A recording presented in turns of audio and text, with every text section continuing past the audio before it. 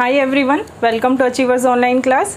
सो guys, आज की class है एस्टेट पीजीटी मैथ्स का जो आपका पेपर था 2019 वाला 2019 वाला, उसके सॉल्यूशन पे। और आपने किसी भी एग्ज़ाम को किस दृष्टिकोण से देखना है, आपकी अप्रोच क्या होनी चाहिए एग्ज़ाम करते टाइम, वो मेरा मेन टारगेट है इस वीडियो में। ठीक है, आपको ये समझाने का कि इजी क्वेश्चंस को आपने गलत नहीं करना और ना ये सोच के चलना कि पीजीटी एस्टेट देने जा रहे हैं तो भाई ये तो बहुत टफ एग्ज़ाम आता है। 2019 वाला इस तरह का एग्ज़ाम था, भाई मुझे ऐसा लगता है कि एक नॉर्मल एवरेज स्टूडेंट उसको आराम से क्लियर कर सकता है।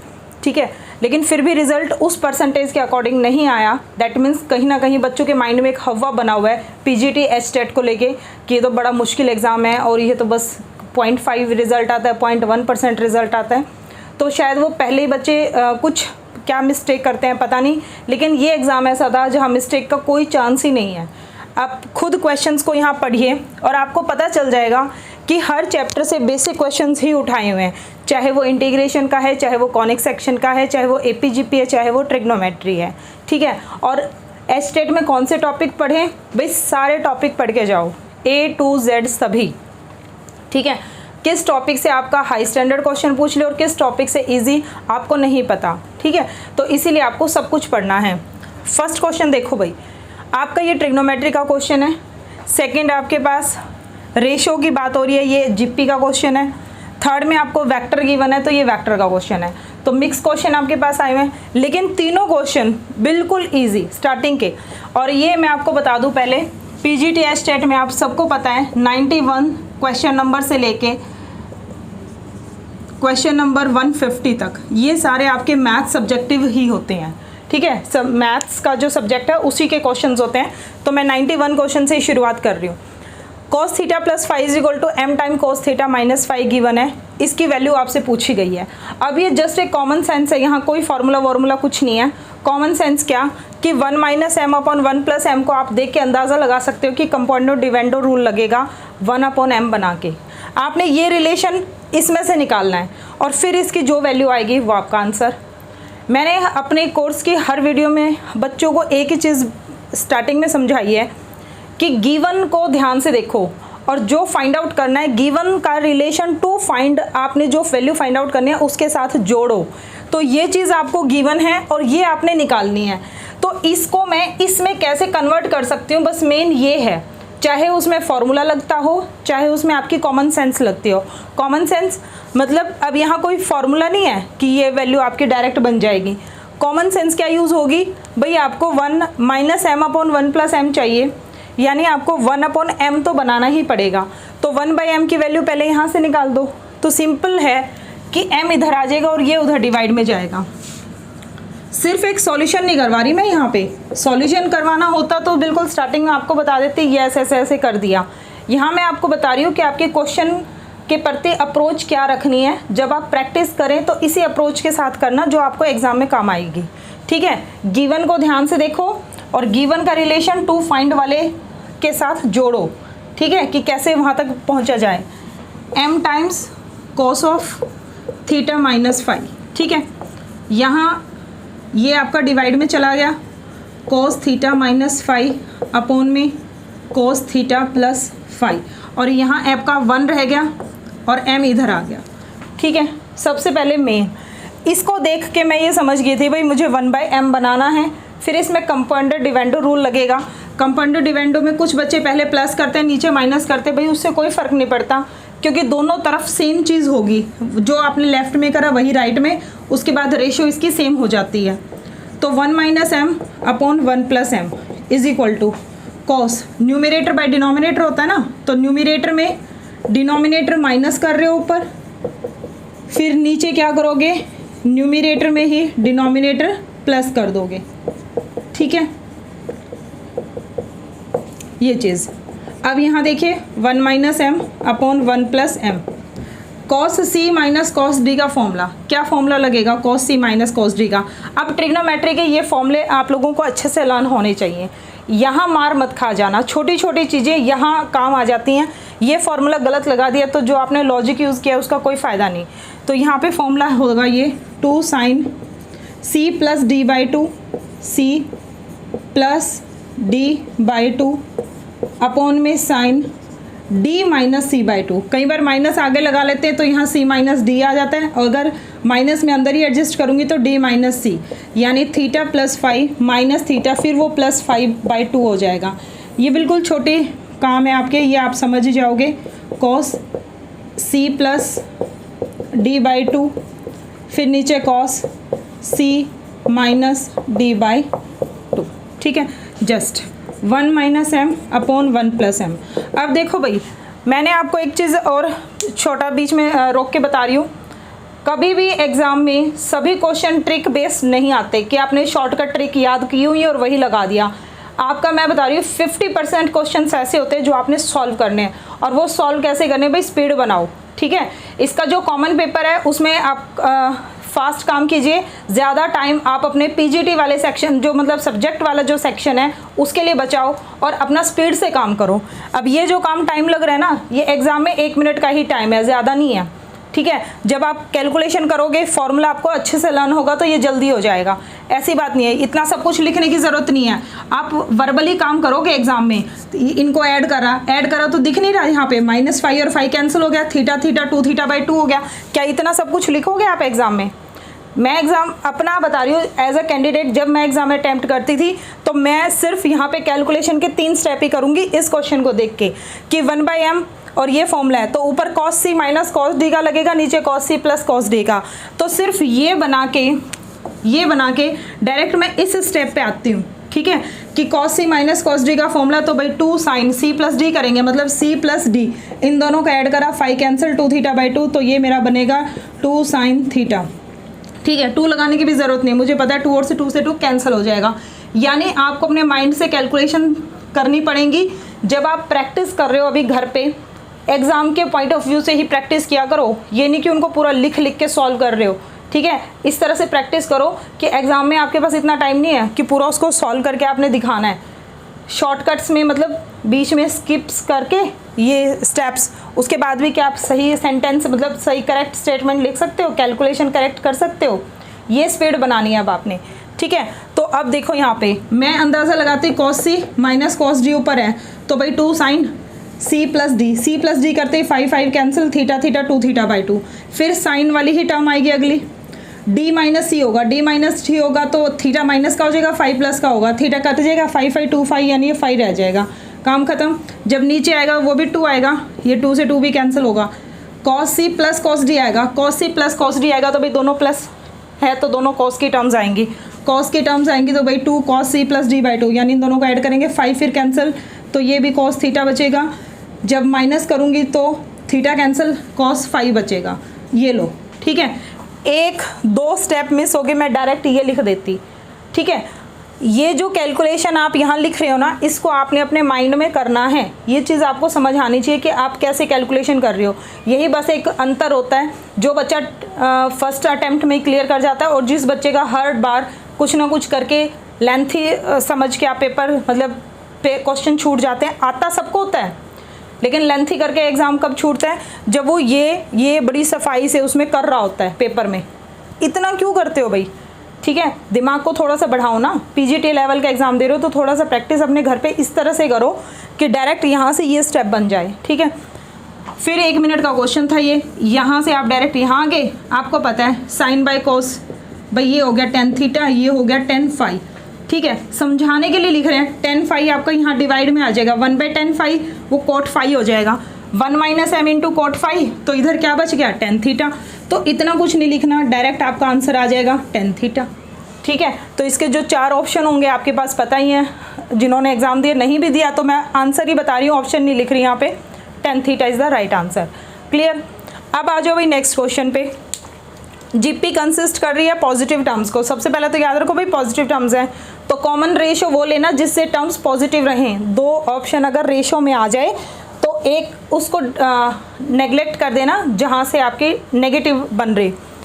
Each term is equal to the sum of next 2 terms, ठीक है। मेरा फंडा यही रहता है एग्जाम में कि जब स्टेटमेंट मैंने पढ़ी तो मैं अपने गिवन को बड़े ध्यान से देखती हूँ और वहाँ से मैं क्या रिजल्ट निकाल सकती हूँ कि मैं 2 फाइंड तक पहुँच जाऊँ, ठीक है। टारगेट मेरा यही रहता है और पूरा फोकस के साथ मैं एग्ज़ाम देती हूँ। वही मैं उम्मीद कर रही हूँ आप लोगों से भी कि सेम आपने वही एटीट्यूड रखना है एग्जाम में, each term equal to the sum of next two terms, ठीक है। देन कॉमन रेशियो, आर निकालना है। तो माइंड में एक तो ये सेट हो गया भाई मुझे आर निकालना है, यानी आर में मुझे कोई इक्वेशन चाहिए। वो इक्वेशन बनेगी कहाँ से? गिवन कंडीशन से। अब गिवन कंडीशन जीपी में काम कर रही है और एक टर्म अपनी अगली दो टर्म्स की क्या है, सम के इक्वल है। तो भाई जीपी में मुझे बताओ, मैं जीपी में टर्म्स ले लेती हूँ, 3 नंबर्स की ले लूँ, ए बाई आर, ए और ए आर, ठीक है। मैंने ये जानबूझ के ऐसे 3 नंबर्स लिए हैं क्योंकि इसमें क्या है, रेशियो आपकी एक डिवाइड में है तो वो कैंसिल होने में आसानी रहेगी, ठीक है। आप कोई और 3 नंबर भी ले लो, ए आर स्क्वायर ले लो, ठीक है, वहाँ पे भी यही आएगा। फर्स्ट टर्म जो है वो सम ऑफ अदर 2 टर्म्स है, यानी नेक्स्ट 2 टर्म्स का सम है, ठीक है। यहाँ से a by r, a common 1 plus r, a से ए आपका कैंसिल, लो भाई 1 by r is equal to 1 plus r. R में इक्वेशन बनानी है ना, आर की वैल्यू निकालनी है, 1 is equal to 1 r plus r square, यानी r square plus r minus 1 that equal to 0। R की इक्वेशन आ गई, सॉल्व करो इस इक्वेशन को, वैल्यू फाइंड आउट करो। ये नंबर किसी ने नहीं लिए, ए आर और ए आर स्क्वायर ले लिया, तो इसमें क्या है, first term sum of next 2 terms, यानी a r plus a r square, a आपका common r plus r square, a से ए कैंसिल हो गया 1 is equal to r plus r square plus r minus 1 equal to 0। ये लो भाई, आप कुछ भी नंबर ले लो, ज़रूरी नहीं है। और कई बार ऐसा, मैं अपना पर्सनल एक्सपीरियंस बताऊं, मेरे साथ कई बार ऐसा हुआ है, प्रैक्टिस करते टाइम मैंने कोई मेथड लगाया लेकिन एग्ज़ाम करते टाइम माइंड में कुछ और आ गया कि हाँ इससे हम सॉल्व कर देते हैं। अभी मैं आपको बताऊंगी इसी एग्ज़ाम में 1 नहीं 2-3 क्वेश्चन ऐसे हैं जिनको हर स्टूडेंट अपनी अपनी अप्रोच से सॉल्व करेगा तो आंसर आ जाएगा। ये नंबर लोगे तब भी ये इक्वेशन आ जाएगी, ये नंबर ले लिए तब भी इक्वेशन आ जाएगी, बशर्ते आपके दिमाग में ये क्लियर है कि आप जीपी में बात कर रहे हो और एक टर्म को इक्वल करना है सम ऑफ अदर 2 टर्म्स के। कुछ है ही नहीं इस क्वेश्चन में, ना इसमें कुछ टफ था ना इसमें कुछ टफ है, ठीक है। अब इसको सॉल्व कैसे करना है, क्वाड्रेटिक इक्वेशन सबको सॉल्व करनी आती है भाई। R is equal to minus b plus minus root b square minus 4ac upon 2a का इसका formula, -1 plus minus root 1 minus 4, यहाँ -1 आएगा अपॉन 2, तो -1 प्लस माइनस रूट 5/2, ये आ गई आर की वैल्यू, ठीक है। आर की वैल्यू क्या आ गई, -1 प्लस माइनस रूट 5/2, ठीक है। अब बताओ कॉमन रेशियो की वैल्यू प्लस की लेंगे या माइनस की लेंगे, ठीक है। माइनस की नहीं लेंगे क्योंकि मुझे नेगेटिव नहीं पॉजिटिव बनानी है, तो मैं किसकी वैल्यू लूँगी, प्लस की। प्लस का आंसर ले लिया, यानी जो हमारे पास रेशियो है, रेशियो की वैल्यू आ गई -1 प्लस रूट 5/2। लेकिन जो इसके ऑप्शन थे ना उसमें ये आंसर कहीं पर भी नहीं दिया हुआ, ठीक है। इस क्वेश्चन के ऑप्शन में आपको क्या दे रखा है, sine 18 degree 2 times sine 18 degree sine 36 degree 2 times sine 30, कुछ इस टाइप से, ठीक है। अब एक बात समझो, इसका मतलब ये हुआ कि मुझे अगर इनकी वैल्यूज़ लर्न है तभी मैं रेशियो का एग्जैक्ट आंसर बता सकती हूँ, है ना। और अब मुझे ये बता दो भाई, साइन 18 डिग्री की वैल्यू मैंने आपको याद करवाई हुई है और ट्रिग्नोमेट्री वाली वीडियोस में बताई हुई है। साइन 18 डिग्री कितना होता है, रूट 5 माइनस 1/4 होता है, ठीक है। ये वैल्यूज़ याद कर लो, ये कहीं ना कहीं यूज़ होती हैं। तो मैंने हमेशा यही कहा है, बेसिक के मार मत खा जाना, ये बेसिक चीज़ है। अगर आपको इंटीग्रेशन के फॉर्मूले नहीं आते, आपको डेरिवेटिव के फॉर्मूले नहीं आते, आपको ट्रिग्नोमेट्री की आइडेंटिटीज़ याद नहीं है, टेबल वैल्यूज़ याद नहीं है, तो आप मार खा जाओगे एग्ज़ाम में, ठीक है। फिर आपका क्लियर नहीं होगा, क्योंकि ये चीज़ें तो आपने समझ ली कि स्टार्टिंग कैसे करनी है, अप्रोच क्या रखनी है, लेकिन ये बेसिक फार्मूला आपको याद नहीं है, फिर आप क्या करोगे, पता कैसे चलेगा आपको कि वैल्यू क्या है। तो फर्स्टली ये सारी वैल्यूज़ अपनी याद कीजिए, फॉर्मूले सब, ठीक है भाई। अब देखो यहाँ पे r की वैल्यू रूट 5 माइनस 1, इसको मैं लिख सकती हूँ ना, रूट 5 माइनस 1 डिवाइड/2 है। डिवाइड/2 का मतलब दोनों तरफ मैं किससे मल्टीप्लाई कर दूँ, 2 से, तो 2 दूनी 4, ठीक है। तो ये रेशियो आ गई रूट 5 माइनस 1/2 आर की वैल्यू, और ये किसके इक्वल है, 2 टाइम्स साइन 18 डिग्री। तो इसका आंसर कौन सा होगा भाई, 2 sine 18 degree, this is the right answer, ठीक है। सो अब आप समझ गए हो कि अगर आपको पीजीटी एस्टेट का मैथ्स क्लियर करना है तो आपको 2 चीज़ें मेन रखनी है, एक तो क्वेश्चन के प्रति आपका एटीट्यूड, दृष्टिकोण क्या होना चाहिए वो। दूसरा, आपके पास आपकी बेसिक रूल आपकी मुट्ठी में होने चाहिए सब चीज़ें, चाहे वो ट्रिग्नोमेट्री का हो, चाहे वो इंटीग्रेशन का हो, चाहे वो पैराबोला की इक्वेशंस हो, चाहे वो आपने कोई पैरामीट्रिक इक्वेशंस याद करी हो, लेंथ का फॉर्मूला हो, डिफरेंशिएशन का फॉर्मूला हो, लिमिट के फॉर्मूले हों, कुछ भी हो। सेकेंड चीज़ आपकी फॉर्मूला, फर्स्ट आपका दृष्टिकोण, यानी स्टार्टिंग कैसे की जाए, गिवन को टू फाइंड तक कैसे पहुंचाया जाए, ठीक है। उसके बाद क्वेश्चन में कुछ डिफिकल्टी नहीं है, सब आसान है। तो भाई पहले और दूसरे में मुझे कुछ टफ नहीं लगा। थर्ड देखो, the value of a for which the point this are the vertices of a right angle triangle, आपको ए की वैल्यूज़ बतानी है। बहुत ही अच्छा क्वेश्चन है ये भी और बिल्कुल ईजी है। देखो यस क्लास, नेक्स्ट क्वेश्चन देखिए, the value of a for which the points A B और सी, 3 पॉइंट आपको गिवन है, पोजिशन वैक्टर्स गिवन है, राइट एंगल ट्रायंगल कहाँ पे है, सी पे। तो ये आपको पता है भाई आपकी राइट एंगल ट्रायंगल सी पे है, ये लो बना दो, ए बी और सी। सी में क्या है आपका 90 डिग्री, ठीक है। ए बी और सी इनके नाम हैं, लिख लो यहाँ पे। ए है आपका 2i माइनस जे प्लस के, और बी है आपका i minus 3j minus 5k, और सी है आपका ai माइनस 3j प्लस के, ठीक है।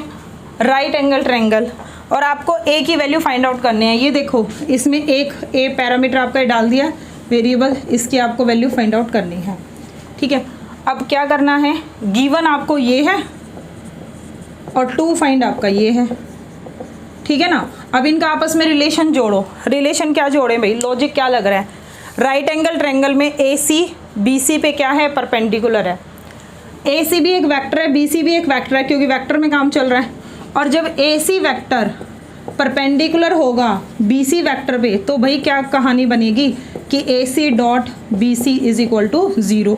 अब ये चीज़ आपको पता होंगी, ठीक है। वेक्टर के अंदर सबको ही पता है कि 2 वेक्टर्स परपेंडिकुलर होते हैं तो उनकी डॉट 0 होती है। तो देखो कितना छोटा छोटा लॉजिक इसमें यूज़ हो रहा है। बस इसके बाद करना क्या, सॉल्व करो। ए सी वैक्टर कैसे बनाते हैं, सी में से ए माइनस कर दो, ए माइनस 2 माइनस 3 माइनस माइनस 1 करेंगे +1 हो जाएगा, तो ये आएगा a माइनस 2 और i, फिर माइनस 2j और 1 माइनस 1 यानी 0k। ये आपका मैंने ए सी वैक्टर बना दिया। डॉट किसके साथ है, बी सी के साथ। बी सी मतलब ये i को i के वाले से माइनस करेंगे, 1 minus a i, minus 3 plus 3 हो जाएगा 0j minus 5 minus 1 minus 6k is equal to 0, ठीक है। डॉट ओपन कीजिए भाई, आपको पता है आई कंपोनेंट के आई के साथ डॉट होगी, तो a माइनस 2 1 माइनस ए के साथ मल्टीप्लाई, तो ये बचा a माइनस 2 इंटू में 1 माइनस ए। जे को जे के साथ करोगे तो 0, के वाला के के साथ करोगे तो 0, क्योंकि देखो ये 2 है और ये 0 है, तो 0 मल्टीप्लाई 0, के का ये कंपोनेंट 0 है, यहाँ माइनस 6 है तो वो 0, तो दिस इक्वल टू 0। ए में 2 फैक्टर 0 है तो ए की वैल्यू 2 आएगी या फिर ए की वैल्यू 1 आएगी। तो ऑप्शन कौन सा करेक्ट होगा भाई इसमें, 2,1। ए की वैल्यू कौन सी हो सकती है, 2,1। अब मुझे एक बात बताओ, 3 हमने क्वेश्चंस किए हैं, इनमें क्या कोई क्वेश्चन ऐसा था कि आपको बहुत ज़्यादा एफर्ट लगाना पड़ा हो, ये बहुत ज़्यादा टफ लगाओ, ठीक है। और यकीन मानो आगे जो 10 क्वेश्चंस होने वाले ना 91 से 100 तक सब सेम है, सब में सिर्फ आपने सिंपल रूल के ऊपर क्वेश्चन आए हुए हैं, कुछ भी उसमें एक टफ क्वेश्चन नहीं है, ठीक है। देखो भाई नेक्स्ट क्वेश्चन, यस क्लास, अभी नेक्स्ट क्वेश्चन देखिए। ए बी सी आपको ये 3 वेक्टर गिवन है, this and this vectors are coplanar, then x by y is what, ठीक है। आपको फाइंड आउट करना है x बाई वाई। मैंने आपको क्या कहा है, गिवन को 2 फाइंड से जोड़ दो। गिवन क्या है, 1 वेक्टर, 2 वेक्टर और ये 3 वेक्टर। 3 वेक्टर कोप्लेनर है, 3 वेक्टर्स आर कोप्लेनर, ये गिवन कंडीशन है, ठीक है। और x अपॉन वाई ये फाइंड आउट करना है, ये आपका 2 फाइंड है, ठीक है। अब आपकी जो गिवन कंडीशन है उसको ही तो यूज़ करेंगे, है ना। मुझे ये बताओ, जब 3 वेक्टर्स कोप्लेनर होते हैं तो आपको वेक्टर में क्या कंडीशन बताई गई है कि तीनों की स्केलर प्रोडक्ट ट्रिपल प्रोडक्ट 0 हो जाएगी। स्केलर आपकी जो ट्रिपल प्रोडक्ट होती है, 3 वेक्टर्स पहले वेक्टर के कंपोनेंट, दूसरे के, तीसरे के, और उनको इक्वल टू क्या डालते हो आप, 0। ये गिवन कंडीशन किस लिए दी है, ताकि इस गिवन कंडीशन को जब आप सॉल्व करें तो वहाँ x/y अपने आप बन के आ जाएगा और उसकी वैल्यू आ जाएगी। कॉप्लेनर है भाई, पहला वेक्टर है आपका 1, -2 और 1, इसके कंपोनेंट लिख दिए 1, -2 और 1। दूसरा कौन है भाई, 3, 2 और -1। तीसरा है सी वेक्टर। अब सी वेक्टर पे जाओ, ये XA + YB वेक्टर, लेकिन मुझे क्या चाहिए, IJK के फॉर्म में, IJK जो आपके कंपोनेंट्स होंगे। तो मैं यहाँ पे सिंपली क्या करूँगी, पहले वैल्यू पुट कर दूंगी। XA वेक्टर, A वेक्टर की वैल्यू ये दी हुई है ना, I + J, तो x इंटू में I + J + Y। B vector की वैल्यू क्या है, J + K। सॉल्व कर दो इसको। I का कंपोनेंट कौन बनेगा, x, तो मैं डायरेक्ट लिखूंगी, ठीक है, क्योंकि मुझे बिल्कुल सॉल्व करने की ज़रूरत नहीं है। अब मैं पेपर ऐसे अटैम्प्ट करूं कि मेरा टाइम बचे, तो J के साथ x आएगा और J के साथ y आएगा, तो J का कंपोनेंट होगा x + y, K के साथ कौन आएगा, सिर्फ y आएगा, ठीक है भाई। ये डिटरमिनेंट सॉल्व करना है, फटाफट कर दो। 1, 2y माइनस में दिस। अब अगर मैं एग्ज़ाम दे रही हूँ तो मैं इसको डायरेक्ट सॉल्व कर देती।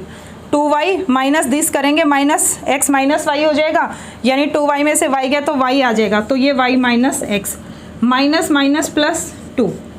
इसको छुपाया 3y - x करेंगे तो भाई ये आ जाएगा 3y + x, फिर +1, डायरेक्ट 3x + 3y में से -2x करेंगे तो 3x में से 2x गया, x प्लस का कौन आएगा, 3y दैट इक्वल टू 0। अब इसको सॉल्व कर दो। सॉल्व क्या कर दें, ये -x है, ये 2x है, ये x है, x और -x कट गया, यहाँ से आपका बचा 2x, 3 दूनी 6y, 3y और एक ये 4y, 6y और 4y आपका कितना हो गया भाई, 10y। कुछ गड़बड़ तो नहीं है, एक बार चेक कर लो, 12y आ जाएगा, ये आपका 4x आएगा वहाँ पे भाई, तो 3y माइनस आपका ये बनेगा, एक सेकेंड इसमें, हाँ भाई ये चीज़ देखो, जब हमने ये 2y करा तो माइनस माइनस अपनी तरफ से लगाएंगे वो प्लस हो जाएगा, प्लस हो जाएगा तो ये x + y आएगा, तो 2y + x + y में 3y जुड़ जाएगा, तो ये 3y + x हो जाएगा, ठीक है। हाँ अब देखो इसमें ये प्लस का x हो गया, ये आपका 2x हो गया, ये x हो गया, तो x और x 2x हो गया, और 2x यहाँ से ये आपका 4x हो गया, 3y 3 दूनी 6y, 6 और 3 आपके 9, 9 और 3 12, ठीक है, तो ये वैल्यू आ गई। अब मुझे यहाँ से x -12y हो गया, दिस इम्प्लाइज x/y = 4 × 12, ठीक है। तो ये प्लस माइनस की गड़बड़ यहाँ हो रही है, एग्जाम में नहीं होगी क्योंकि वहाँ पेपर सामने होएगा, ठीक है। तो यहाँ पे हो सकता है, क्योंकि मैंने आपको बताया यहाँ रिफ्लेक्शन की प्रॉब्लम होती है, मुझे यहाँ पे प्लस माइनस नहीं नज़र आ रहा, तो ये माइनस का 3 वैल्यू आ जाएगी, और आपका ऑप्शन नंबर कौन था, -3 यानी 2, ठीक है। सो इन दिस वे, इसमें भी कुछ ऐसा नहीं है, सिंपल वेक्टर का सिंपल क्वेश्चन दिया हुआ है, कुछ हैवी है ही नहीं इसमें। यस क्लास, नेक्स्ट क्वेश्चन देखिए, ये है आपका 95 क्वेश्चन नंबर, और ये है आपका 96, ठीक है, एग्जाम के अकॉर्डिंग ही बता रही हूँ। The vertex and base of a equilateral triangle, this and this given, then the length of the side of the equilateral triangle will be what, ठीक है। अब यहाँ कोई फार्मूला कुछ नहीं है, यहाँ सिंपल लॉजिक है, ठीक है। क्या है लॉजिक,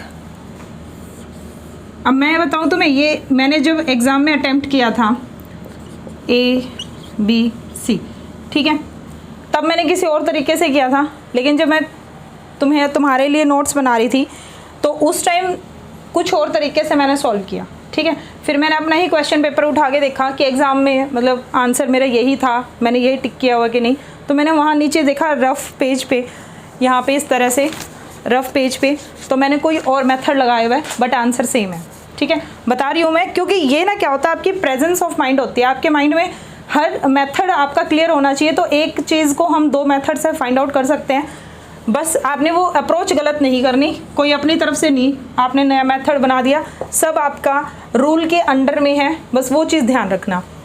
अच्छा क्या था इसमें, स्टार्टिंग तो वही थी कि भाई x + y -2 = 0, ये बेस है, ए पॉइंट जो वर्टेक्स है इसका वो 2 - 1 है, इक्विलेटरल ट्रायंगल गिवन है, इक्विलेटरल ट्रायंगल गिवन है, तो भाई ये बात कन्फर्म है कि तुम्हारी A B side, B C side और सी ए साइड इक्वल होंगे। और मान लो इक्वल किसके है, ए के। और हर एक एंगल आपका क्या होगा, 60 डिग्री का और 60 डिग्री का। ठीक है, लेंथ ऑफ द साइड निकालनी है, मतलब आपने यही निकालना है, ए बी बी सी सी ए में से कोई भी वैल्यू, यानी ए की वैल्यू। मैंने वर्टेक्स से इसके ऊपर एक परपेंडिकुलर ड्रॉ कर दिया 90 डिग्री। ठीक है, क्योंकि और तो कुछ है नहीं, वर्टेक्स गिवन है और बेस गिवन है।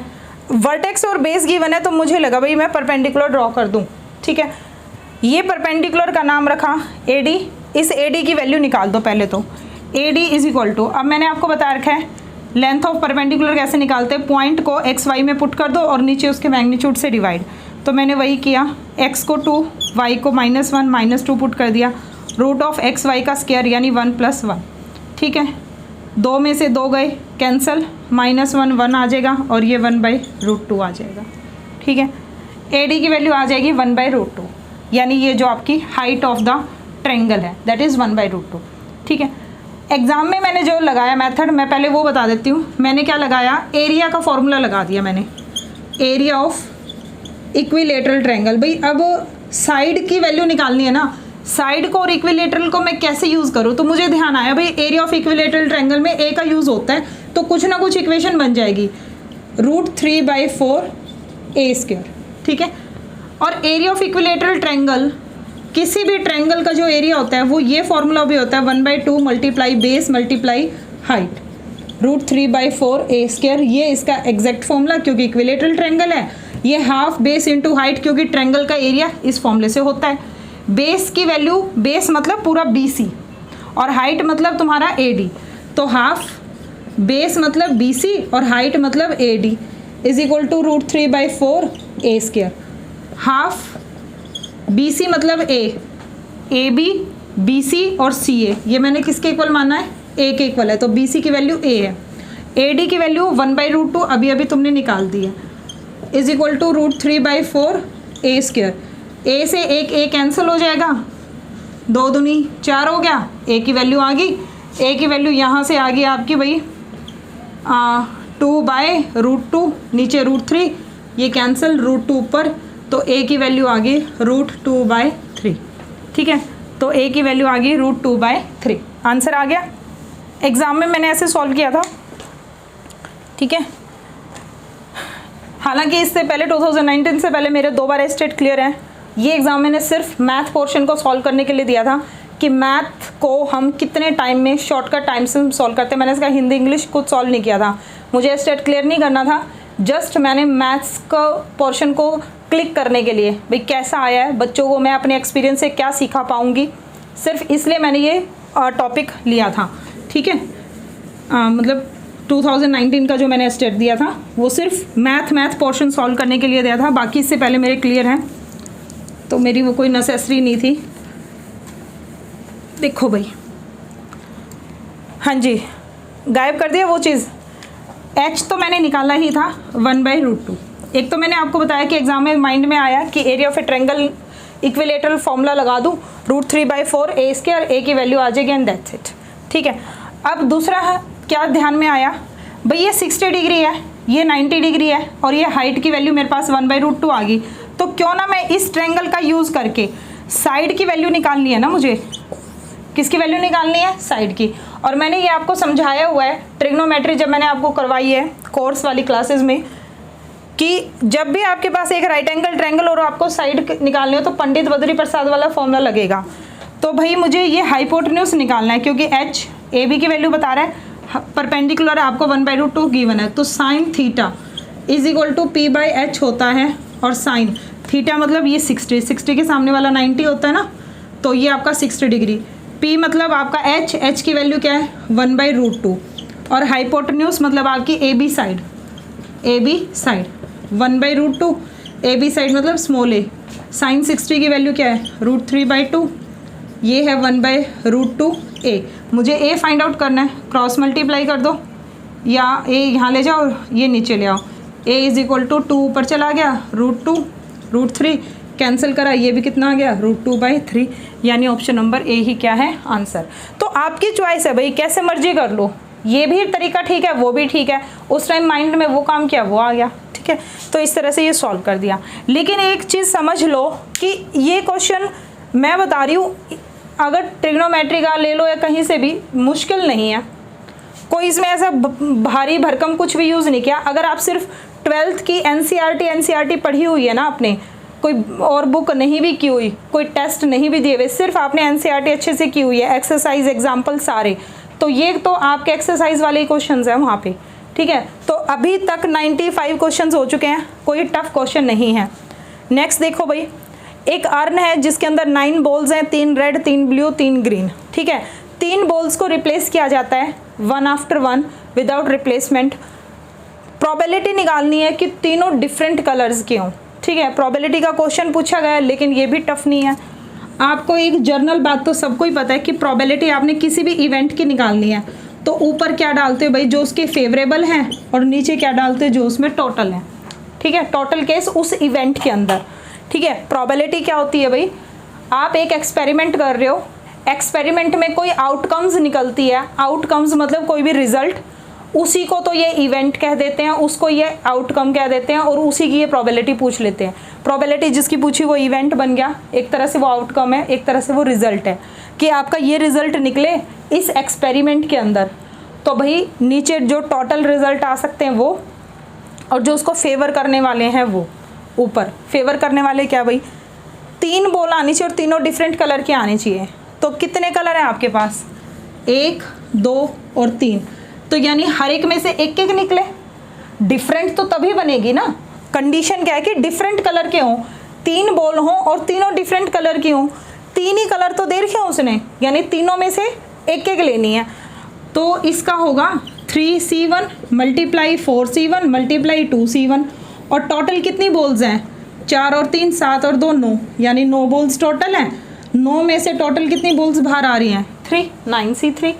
ऊपर आप मल्टीप्लाई कर दो, 3 मल्टीप्लाई 4 मल्टीप्लाई 2, ठीक है। और नीचे 9 फैक्टोरियल 3 फैक्टोरियल, 9 में से 3 गया 6 फैक्टोरियल, 9 8 7 और 6 कट गया, 3 दूनी 6, 3 तिया 9, 2 चौके 8, 4 से 4 कट गया, 3 से 3 कट गया, 2/7, 2/7 इसका आंसर है।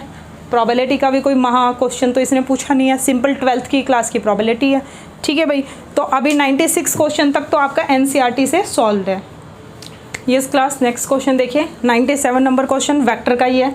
देखो भाई, वेक्टर के 3 क्वेश्चन तो शायद हमने कर ही लिए अभी तक, 3 किए कि 2 किए हैं आई थिंक, हाँ 3 क्वेश्चंस तो हमारे हो चुके हैं। तो वेक्टर से ही आपके 3 क्वेश्चंस आए हुए हैं, ठीक है, और तीनों ही आसान है, सिंपल। इस टाइप के क्वेश्चंस आपने किए हुए हैं। A.C A×C, डॉट आपको निकालना आता है, बेसिक है, एनसीईआरटी का क्वेश्चन है। क्रॉस फाइंड आउट करना आता है। A.C की वैल्यू 4 आए और A×C B वेक्टर के इक्वल आए, तो ऐसे C वेक्टर को पहचानो। तो इनमें से, ये चारों में से कोई C वेक्टर है, ठीक है। अब एग्जाम में कैसे अटेम्प्ट कर सकते हो आप, ऑप्शन से आंसर क्लिक कर लो कि A वेक्टर तो तुम्हें दे रखा है, A वेक्टर लिख लो यहाँ पे 2i + j - k, ठीक है। ये लो बॉक्स में डाल दिया।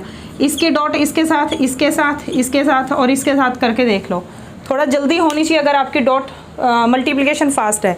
जैसे 2 1 2 आ जाएगा, 1 को 1 से मल्टीप्लाई करा 1 आ गया, 2 और 1 3, -1 को -1 से करा +1 आ गया, यानी 4। इन दोनों की डॉट 4 आ रही है, तो यानी इसको मैं सोच सकती हूँ, ठीक है, थिंक है। इसको देखो भाई, 3 दूनी 6 और 1 ये 6 और 1 7, 7 में से 1 गया, ये तो नहीं बनेगा बिल्कुल भी, ये तो क्रॉस। A.C ही आपकी 4 नहीं आ रही, A.C करो, क्योंकि अभी तो मैं सिर्फ फर्स्ट कंडीशन लगा रही हूँ, कंफर्म नहीं है कि आंसर यही होगा। अभी तो उसने सिर्फ फर्स्ट कंडीशन ही सेटिस्फाई करी। अगर A के क्रॉस C के साथ करे और वो B वेक्टर के इक्वल आ जाए, तभी तो हम कहेंगे ना यही वो C वेक्टर है, ठीक है, कि A और C की क्रॉस करी और B आ गया। तो I + 3 - j करो, ये 2 + 3 5 - 1, हाँ भाई इसके बारे में भी सोचा जा सकता है, क्योंकि इन दोनों के डॉट भी 4 है। 2 दूनी 4 -1 और +1, -1 + 1 ये कैंसिल हो गया, 4, इसके बारे में भी सोचा जा सकता है। तो एक ऑप्शन आपका क्लिक हो जाएगा, ठीक है। अब मैं इसको और A की क्रॉस करती हूँ, I J K, ठीक है। A तुम्हारा क्या है 2 1 और -1, और C अगर मैं I 1 और 1 और -1 लूँ, ठीक है, क्योंकि बाकियों पे मेरे को इतनी उम्मीद नहीं है, क्योंकि जो है J + K यानी 1 और 1 ही कोफिशिएंट है। अंदाज़ा मैंने क्या लगाया, देखो 1, 2 और 3 ऑप्शन में से सी आंसर हो सकता है।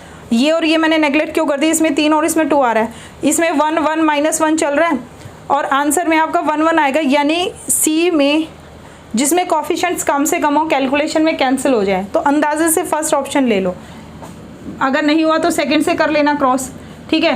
अदरवाइज अगर आप इसको लॉन्ग मेथड से करोगे तो उसमें सी आपको xi + yj + zk सपोज करके चलना पड़ेगा, फिर सी को एक बार ये कंडीशन में पुट कर दो और एक बार ये कंडीशन में, तो वहाँ से xyz सॉल्व करना पड़ेगा।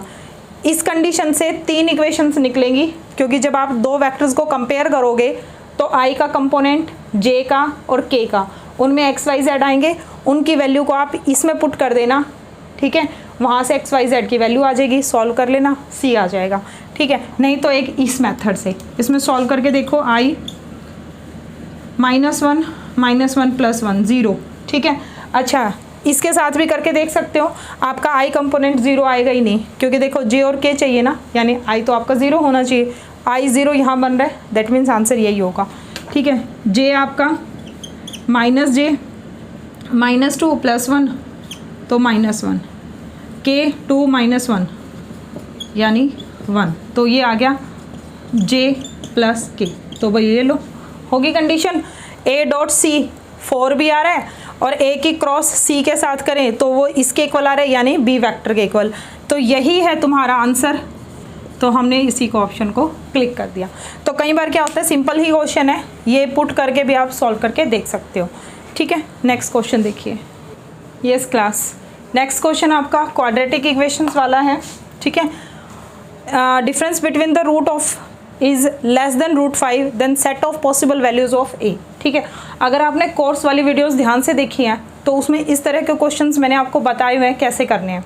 सिंपल है आपका, जो मेन तो वही फंडा है, गिवन को ध्यान से देखो, उसको 2 फाइंड से जोड़ो।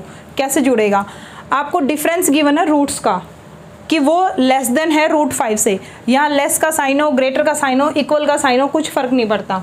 मेन कंडीशन क्या है कि आपको वो पता है कि लेस वाले में इंटरवल क्या बनेंगे, ग्रेटर वाला है तो इंटरवल क्या बनेंगे और इक्वल है तो डायरेक्ट वैल्यू आ जाएगी, ठीक है। और वो चीज़ मैंने आपको बताई हुई है कि अगर आपके 2 प्रोडक्ट्स की वैल्यू लेस देन समथिंग है, लेस देन 0 आ जाए, नेगेटिव आ जाए, तो ये जो आपके रूट्स होंगे जैसे x - a, x - b, a और b, ठीक है, तो ये x आपका यहाँ बीच में लाई करेगा नेगेटिव वाले केस में। इधर पॉजिटिव होंगी वैल्यू और इधर भी पॉजिटिव होंगी, सिर्फ नेगेटिव कब होंगी, जब a और b के बीच में होगा। तो जब आपको पॉजिटिव हो, अगर ग्रेटर देन निकालना है तो x का जो बिलोंग करेगा वो -∞ से a यूनियन b टू ∞ जाएगा, और अगर यही केस लेस देन 0 हो जाए तो x कहाँ बिलोंग करेगा, a टू b, ठीक है। x - a, x - b अगर पॉजिटिव होता तो मैंने आपको बता दिया ना, पॉजिटिव वाला एरिया क्या है, -∞ से a और b से उधर ∞ तक, और ये वाला कौन सा एरिया भाई, बीच वाला नेगेटिव, ठीक है। तो सिर्फ नेगेटिव है तो x a टू b के बीच में होगा, और ये प्रोडक्ट पॉजिटिव है तो x इन दोनों यूनियन का होगा, ठीक है। तो ये वाले क्वेश्चंस आपने किए हुए हैं, सॉल्व करो। सिंपल आपने वही प्रॉपर्टी यूज़ करनी है जो आपको गिवन है। 2 रूट्स की बात हो रही है, तो सपोज कर लो भाई अल्फ़ा बीटा जो है फटाफट से कि वो जो रूट्स हैं x² + ax + 1 = 0 के हैं, ठीक है। अब एक बात बताओ, आपको सम ऑफ रूट्स और प्रोडक्ट ऑफ रूट्स निकाल सकते हो क्वाड्रेटिक इक्वेशन से, तो आपने अल्फ़ा + बीटा निकाल दिया -a और अल्फ़ा बीटा निकाल दिया 1। अकॉर्डिंग टू क्वेश्चन आपको तो डिफरेंस गिवन है, तो कोई बात नहीं, अल्फ़ा - बीटा आपको लेस देन √5 गिवन है, ये चीज़ गिवन है ना। अब एक चीज़ समझो, अल्फ़ा - बीटा कंडीशन में गिवन है, अल्फ़ा + बीटा की वैल्यू आपको पता है, तो आप a का यूज़ अल्फ़ा - बीटा का कुछ ऐसा फॉर्मूला लगाओ जहाँ a आ जाए, क्योंकि मुझे तो a की वैल्यू फाइंड आउट करनी है ना, और वो भी गिवन कंडीशन से निकाल कर। तो मैं क्या करूँगी, अल्फ़ा - बीटा और अल्फ़ा + बीटा का कोई रिलेशन याद करूँगी कि इनको कोई रिलेशन से जोड़ सकती हूँ कि मेरा अल्फ़ा + b में, मतलब अल्फ़ा - बीटा की एक्सप्रेशन में a इन्वॉल्व हो जाए। तो मुझे याद आया कि अल्फ़ा - बीटा का होल स्क्वायर होता है अल्फ़ा + बीटा का होल स्क्वायर -4 अल्फ़ा बीटा, ये रिलेशन होता है इन दोनों में, ठीक है। Alpha - beta square, alpha + beta का होल स्क्वायर ओपन करके देख लो, यही आएगा आपके पास, अल्फा प्लस बीटा की वैल्यू माइनस है यानी वो ए स्क्वायर होगी -4, अल्फा बीटा की वैल्यू वो 1 होगी यानी ए स्क्वायर -4। ठीक है, तो मैं ये कह सकती हूँ अल्फा माइनस बीटा का स्क्वायर है तो इधर जाके रूट हो जाएगा, तो अल्फा माइनस बीटा की वैल्यू आ गई और ये गिवन कंडीशन में यहाँ पुट कर दिया, root of a square -4 less than √5। ठीक है, स्क्वेयरिंग बोथ साइड कर सकते हो, ए स्क्वायर -4 लेस देन आपका 5 आ जाएगा यानी ए स्क्वायर आपका लेस देन क्या आ गया 9। अगर ए स्क्वायर 9 से छोटा है यानी ए आपका -3 और 3 के बीच में लाई करेगा, ये मैंने आपको बताया हुआ है। ठीक है, ए स्क्वायर आपका किसी नंबर के स्क्वायर से छोटा हो जाए यानी -3 to 3 वो लाई करेगा। ठीक है, इसको कैसे सॉल्व कर सकते हो, ऐसे कर सकते हो, ए स्क्वायर -9 लेस देन 0, ए -3 ए प्लस 3 लेस देन 0। तो मैंने बताया हुआ -3 और 3 इसके 2 रूट हैं और नेगेटिव है तो वैल्यू इन दोनों के बीच में लाई करेगी यानी ए जो है वो -3 to 3 ही लाई करेगा। तो इसका आंसर क्या होगा भाई ये। क्या इसमें कुछ ऐसा लगा आपको जो आपको नहीं आता था? ठीक है, यस क्लास। नेक्स्ट क्वेश्चन देखिए 99 नंबर क्वेश्चन। ए और बी आपको वर्टिसेस दिए हुए एक ट्रायंगल के, सेंट्रॉइड जो ट्रायंगल का है वो मूव करता है इस लाइन के ऊपर। ये मूव करना, लाई करना मतलब उस लाइन की इक्वेशन को सेटिस्फाई करता है, सीधी सी बात है, तो ज़्यादा इससे डरने वाली ज़रूरत नहीं। इस लाइन के ऊपर मूव कर रहा है यानी उसके ऊपर चल रहा है, चलने का मतलब उसकी इक्वेशन को सेटिस्फाई करेगा। लोकस किसका निकालना है भाई? सी का। अब सुनो भाई, ये क्वेश्चन है आपका सेंट्रॉइड का बस, और सेंट्रॉइड आपने पढ़ा हुआ है कि सेंट्रॉइड कैसे निकलता है। सेंट्रॉइड गिवन है, लोकस ऑफ सी निकालना है। लोकस ऑफ सी का मतलब क्या हो गया भाई? जिसका लोकस निकालना होता है ना, चाहे वो ट्रायंगल के अंदर हो, चाहे पैराबोला के अंदर हो, चाहे किसी कर्व के अंदर, जिस पॉइंट का तुमने लोकस निकालना है उसके कोऑर्डिनेट को h, k मान लो। ठीक है, और h, k में एक इक्वेशन तैयार कर दो बाय यूजिंग गिवन कंडीशंस, बस।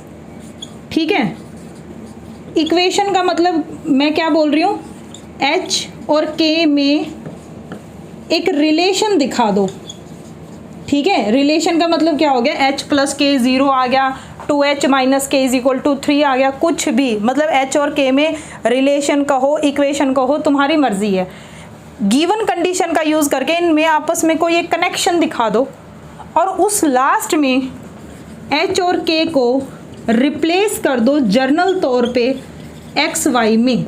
ठीक है, तो जो आपका ये इक्वेशन थी ना, जो h और k में थी, इसको आपने x और y से चेंज कर दिया, रिप्लेस कर दिया, तो यही तुम्हारे पास क्या है भाई, लोकस है। लोकस का मतलब क्या होता है? पाथ, मतलब एक रास्ता, एक पॉइंट मूव कर रहा है कहीं, तो अंडर गिवन कंडीशन मूव करेगा। ठीक है, गिवन कंडीशन में मूव करेगा तो उसके ऊपर कुछ इक्वेशन बन जाएगी। इक्वेशन h और k में आई है, उस h और k को x, y से रिप्लेस कर दिया, वो तुम्हारे पास आंसर आ गया। ठीक है, अब तुम्हारा क्वेश्चन क्या कहता है, ये मैंने जनरल बात बताई है लोकस की, भाई लोकस निकालना है तो क्या निकालते हो तुम, तुम्हारे दिमाग में क्या होना चाहिए भाई, लोकस क्या है? लोकस कुछ नहीं है, जिस पॉइंट का लोकस निकाल रहे हो उस पॉइंट को सपोज कर लो h के, उसमें गिवन कंडीशन का इसके ऊपर प्रहार करो, यूज़ करो, कुछ करो, एक इक्वेशन, एक रिलेशन बनाओ, लास्ट में कह दो भाई h k का हम तो लोकस निकाल रहे हैं, इसके लिए h k को इस गिवन इक्वेशन में जो रिलेशन हमने फाइंड आउट किया है उसको हम x और y से रिप्लेस कर देते हैं। ठीक है, वो आपके पास आंसर आ जाएगा। अब क्वेश्चन को देखो ध्यान से, a, b और c। a के कोऑर्डिनेट 2 - 3, b के कोऑर्डिनेट -2 1, c का कुछ नहीं दे रखा तो मैंने इसको h और k मान लिया। सेंट्रॉइड, मेन क्या है तुम्हारा, सेंट्रॉइड। सेंट्रॉइड जो है वो इसके ऊपर लाई करता है, ये तुम्हारी बहुत बड़ी कंडीशन है जिसका तुम यूज़ करोगे। मैंने कहा ना बाय गिवन कंडीशन, तो तुम इसका यूज़ करोगे। इस गिवन कंडीशन में तुम्हारा सी वर्टेक्स घुसा दो, किसी तरह से आना चाहिए उसके अंदर, अब वो तो अपने आप ही आएगा। तीसरा वर्टेक्स h k है, तो जब मैं सेंट्रॉइड निकालूंगी ना, सेंट्रॉइड किसके ऊपर लाई कर रहा है, लाइन के ऊपर, लाइन की इक्वेशन को सेटिस्फाई करेगा। तो पहले सेंट्रॉइड निकालो, जब तुम सेंट्रॉइड निकालोगे तो उसमें h और k अपने आप ही आ जाएंगे, और फिर जब वो लाइन की इक्वेशन को सेटिस्फाई करेगा तो h और k में रिलेशन आ जाएगा। h और k में रिलेशन आ गया, उसके बाद x y से रिप्लेस कर दो, लोकस आ गया। ठीक है, तो सेंट्रॉइड निकालो। सेंट्रॉइड का फॉर्मूला क्या होता है, समझा रखा है सबको, x1 फॉर्मूला बता देती हूँ, x1 + x2 + x3 / 3, y1 + y2 + y3 / 3। ये एक्स कोऑर्डिनेट सेंट्रॉयड का, ये वाई कोऑर्डिनेट है सेंट्रॉयड का, ये पूरा सेंट्रॉयड है तुम्हारा, ठीक है। 1 2 3 ये क्या है, ए बी सी, तीनों पॉइंट के एक्स एक्स कोऑर्डिनेट 2 -2 और एच। तो इसको सॉल्व कर लिया मैंने, 2 - 2 + h divide by 3। y1 y2 y3 कौन है, ये y coordinates, -3 + 1 + k, -3 + 1 + k divide by 3, ठीक है भाई। तो तुम्हारा जो सेंट्रॉयड है इसको यहाँ सॉल्व कर देते हैं। ये तो जर्नल समझ आ ही गया होगा क्या कर रहे हैं अब हम, ठीक है। तो अब जो तुम्हारा ये सेंट्रॉयड है ना, ये है 2 से 2 कैंसल, h/3, 3 में से 1 गया 2, -2 + k/3, ठीक है। ये आ गया सेंट्रॉयड, आ गया। कहाँ है भाई सेंट्रॉयड, ये रहा। कौन सी लाइन पे लाई करता है, 2x + 3y = 1, 2x + 3y = 1। x मतलब पहला कोऑर्डिनेट, y मतलब दूसरा कोऑर्डिनेट, पुट कर दो 2, h/3 + 3 -2 + k/3 that is equal to 1। 3 LCM है, उठा के यहाँ से क्रॉस में ले जाओ, ये आ गया। इसको अंदर मल्टीप्लाई कर दूँ मैं, ये हो गया 3 दूनी 6 और ये हो गया +3 k, ठीक है। चलो भाई क्लियर, यहाँ पे 2h + 3k -6 उधर गया, 6 + 3 9, तो 2hk + 3k = 9 आ गया। समझ रहे हो क्या किया, सेंट्रॉयड का लोकस निकालना है ना, तो सेंट्रॉयड निकाल दिया, सॉरी सी का लोकस निकालना है। सी के लोकस के लिए कंडीशन क्या है कि सेंट्रॉयड उस लाइन के ऊपर लाई करता है, तो सी मैंने क्या सपोज करा, एच के निकाला, कंडीशन सेंट्रॉयड पे थी, सेंट्रॉयड बनाया, इस इक्वेशन को सेटिस्फाई करता है, इक्वेशन में सेटिस्फाई करा, तो फाइनली क्या हुआ, एच के जिसका मुझे लोकस निकालना था उसमें मैंने एक रिलेशन बना के दिखा दिया बाय यूजिंग गिवन कंडीशन, ठीक है। सिंपल क्वेश्चन सॉल्व करना मेरा मोटिव नहीं है, इस वीडियो में मेरा मोटिव है आप लोगों तक ये मैसेज लेके जाना कि जब आप क्वेश्चन को अप्रोच करो तो किस तरीके से करो, ठीक है। सिर्फ ये नहीं, इस जैसे कितने भी क्वेश्चन आ जाएं तो सबका बेसिक यही रहता है कि गिवन कंडीशंस का यूज़ करके टू फाइंड तक कैसे जाया जाए, ठीक है। तो उसके लिए देखो बेसिक फॉर्मूले तो आपको पता ही होने चाहिए। अब सेंट्रॉयड निकालना नहीं आता किसी को, फिर कुछ काम का नहीं है उसके लिए ये, ठीक है। तो अब लोकस का मैंने आपको समझा दिया, लोकस काम कैसे करता है। जिस पॉइंट का लोकस निकाला वो पॉइंट सपोज करा एच के, गिवन कंडीशन का यूज़ करा, एच के में इक्वेशन आ गई। अब इस इक्वेशन को रिप्लेस कर दो एक्स और वाई में ताकि आपके पास लोकस आ जाए। तो टू फाइंड लोकस एच के को मैं रिप्लेस कर रही हूँ एक्स और वाई से, ठीक है। एक्स और वाई से रिप्लेस कर दो भाई, तो ये हो गया 2x + 3y = 9। तो 2x + 3y = 9, option number 1 is the right answer. So this is done. Yes class, आज के वीडियो का लास्ट क्वेश्चन देखिए। P एक पॉइंट है 10, ये पूरा क्वेश्चन पेपर सॉल्व नहीं करवाया, सिर्फ 100 तक ही करवाऊंगी, पार्ट 1 है ये। पार्ट 2 में फिर आप 101 से बाकी के क्वेश्चंस देखेंगे, ठीक है। P एक पॉइंट गिवन है, Q एक पॉइंट गिवन है, on parabola, on hyperbola, on ellipse, on centroid वगैरह कुछ भी, ये कर्व के नाम से मत डरना, कुछ नहीं होता इन कर्वों से, ठीक है। सिंपल आप इस चीज़ पे ध्यान दो भाई, एक P पॉइंट है और एक Q पॉइंट है किसी कर्व के ऊपर, ठीक है। लोकस निकालना है किसका भाई, मिड पॉइंट का।